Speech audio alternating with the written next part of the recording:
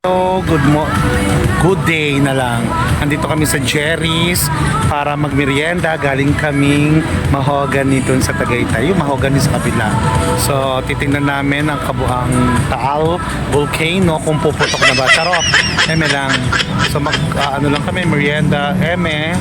Magkakasama kami dito. Okay, pasok na kami sa loob. Bye!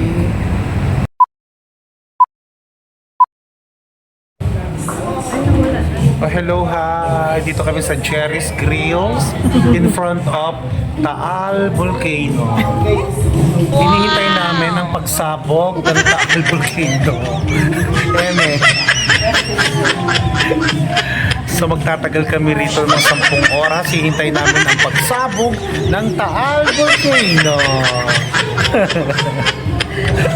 Kaya dito lang muna kami tatambay sa Jerry's Grills. Actually, busog na mga mayayaman taga Caloocan. Magdi-dessert na lang kami. O, kaway. Yan. Kaway. Magde-dessert na lang kami. Galing kami sa Mahogany. Actually, yung bulaloron, masarap. Pero pag umorder kami ng bulalorin dito, tingin ko parehas lang ng lasa yan. Pero malamang binili rin nila yung bulalo nila dun din sa Mahogany.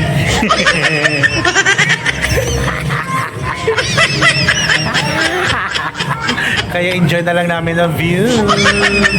Bye!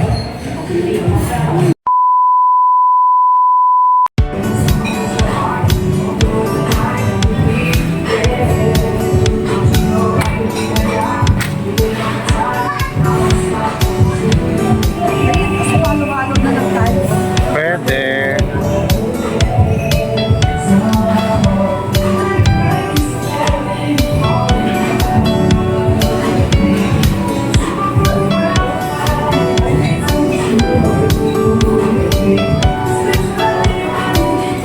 Siyempre, andito naman ako uli.